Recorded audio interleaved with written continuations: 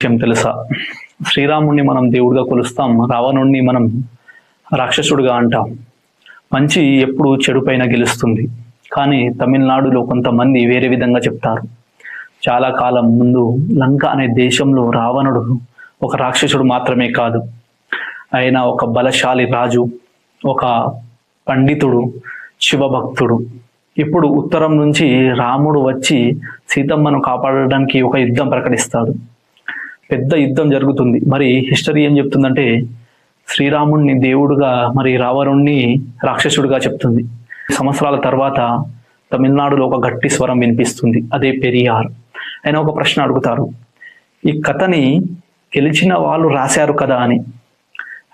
రావణుడు దక్షిణ భారతం ప్రాంతానికి రాజు మరియు రాముడు ఉత్తర భారత శక్తికి ప్రతీకం అని అన్నారు. కానీ కొంతమందికి ఇది వింటే షాకింగ్గా అనిపిస్తుంది, ఇంకా కొంతమందికి చింపజేస్తుంది. ఎందుకంటే కథలు కేవలం కథలు కావు, అవి సంస్కృతి, శక్తి మరియు దృష్టిలో తయారవుతాయి. ఇప్పుడు కూడా తమిళనాడులో కొంతమంది రాముణ్ణి ఆరాధిస్తారు, ఇంకొకళ్ళు ప్రశ్నిస్తారు. మరి ఏది నిజం?